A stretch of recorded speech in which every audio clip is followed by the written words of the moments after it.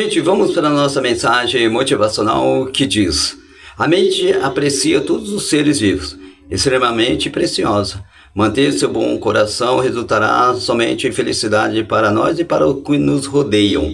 Esse bom coração faz surgir a compaixão, o desejo espontâneo de libertar permanentemente todos os seres vivos do medo e do sofrimento. É claro que não conseguiremos apreciar todos de imediato, mas treinando nossa mente, nossa atitude, começando com os nossos familiares e amigos, poderemos ampliar gradualmente o escopo do nosso amor até abranger a todos.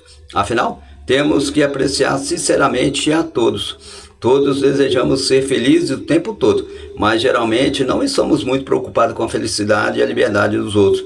No entanto, é verdade que a nossa própria felicidade e sofrimento são insignificantes quando comparamos com a felicidade e sofrimento dos demais seres vivos. Tá aí, gente, a nossa mensagem motivacional. Que você tenha um ótimo dia, sucesso, abraço, tchau, tchau, gente.